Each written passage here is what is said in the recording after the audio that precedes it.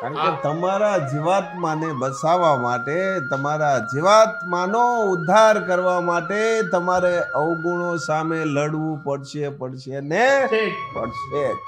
જે ખડ છે એને કાંઈ જરૂર નથી, અને છતાં જો એ અવગુણો સામે લડી એક તક આ છેલ્લી છે. રામ વખતમાં તક હતી, છેલ્લી તક હતી એ વાત નથી, ત્યારે બધા હતા જ.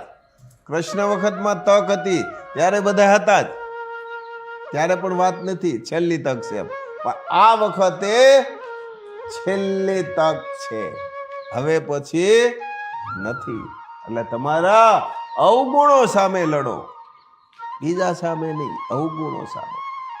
અને બધાને તક આપી છે, તમામને તક આપી છે. હમણાં આપણે આગળ વાત કરી કે અમુક ખડ ક્યાંય કામમાં આવે, ક્યાંય આવે જ નહીં, છતાં પણ ભળી જવાની તક આપી છે.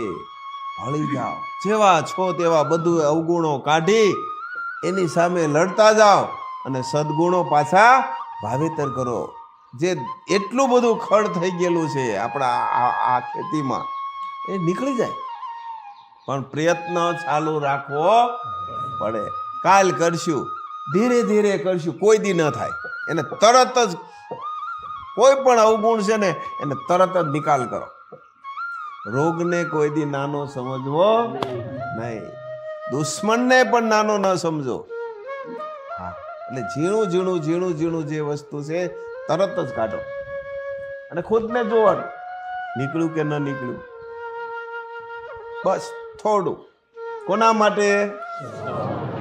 સ્વના જીવાત્માના ઉદ્ધાર માટે.